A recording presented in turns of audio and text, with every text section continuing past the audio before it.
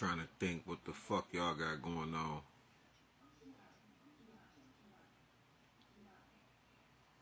My auntie Tammy didn't speak to me. My cousin Kenya didn't speak to me. My mom on her deathbed, which is my cousin Kenya's auntie and her mother's sister. There's only three of them left. And one of them was on her deathbed. My Uncle Earl, he barely spoke to me, but then he's so damn goofy. He says, "You blind nigga, you can't see?" He just was his regular self. I've been on the earth 42 years. There has never ever been a moment in my life where my auntie and my cousin did not speak to me when they seen me, or I didn't speak to them. It's gonna be either or. Now, family members can be angry about the things that I've said, but it doesn't matter. If it's not true, then why not cuss me the fuck out or something? But my mother's on her deathbed. Where's the empathy? Where's the sympathy for me? Where's the understanding of why we are gathered together here at this hospital?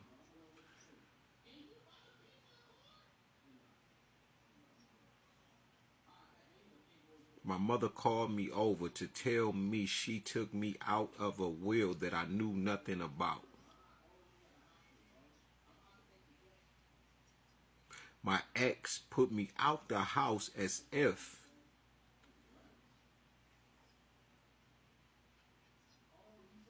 she's directly tied and involved in something with this family that I know nothing about, being that Althea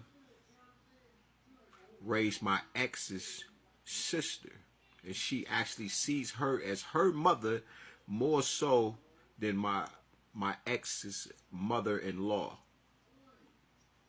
At the time, this was my mother-in-law, which is my ex's mother. My ex's sister, Peaches, used to go with my auntie Jackie's daughter's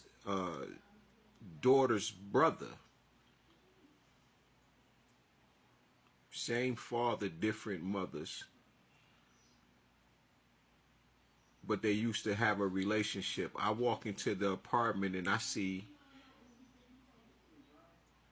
my cousin. Didn't really know him. Learned that he is my cousin Raquel's blood brother, which is my blood cousin, which makes us blood cousins.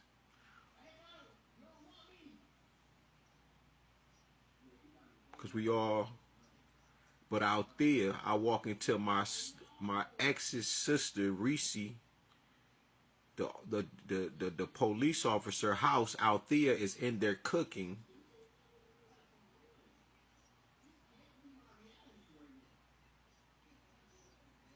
So they've been around, we've been around each other all our lives.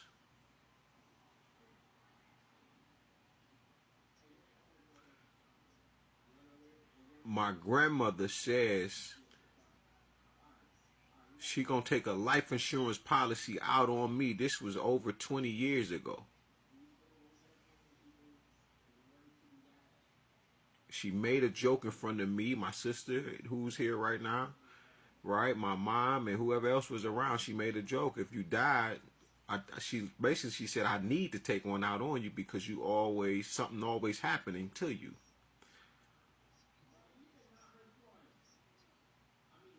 I hadn't been left for dead 4 times in my life. And she said, I need to get an insurance policy out on you.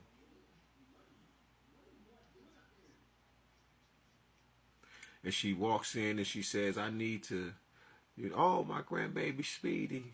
When you pass, I'm going to be counting the money. 1,000, 2,000, 3,000. Oh, my grandbaby Speedy.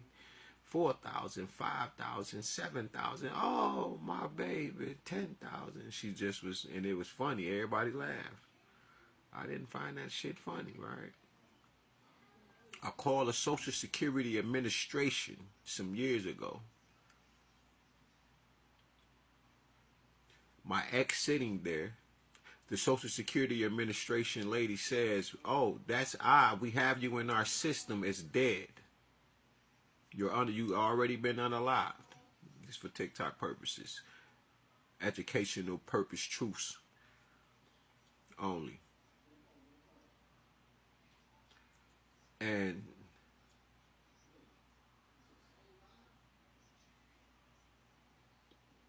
I said, "Well, my father passed. Could you check that again?" She said, "No, I'm looking at it. I've never seen this before. You are in our database as you're dead already, Junior." I'm like, "What the fuck?" I found that odd. My ex asked me about life insurance, said, "If you die, who do you want your money to go to?" She walk in and says this out the blue for no reason.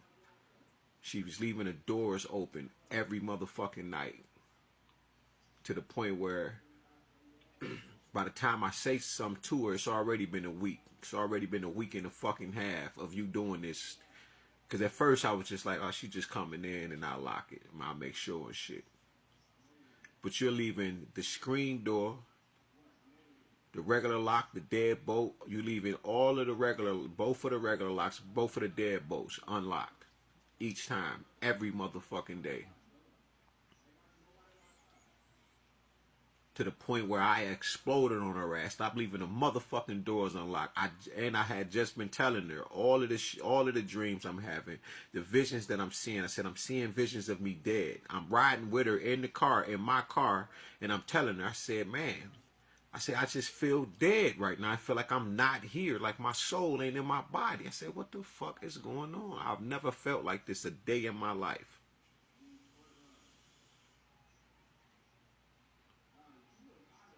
Not this. I said, "I know what death feel like." I tell her, like, "I know what death feel like, but I've never felt this. This is different." We drive in her car. I tell her again, I say, "Man, this shit keep happening. Why the fuck am I feeling like this?" She's watching Snapped and How to Get Away with Murder every motherfucking day. All day. She's filling herself with nothing but pain, torture, murder, just every motherfucking day. You feel me?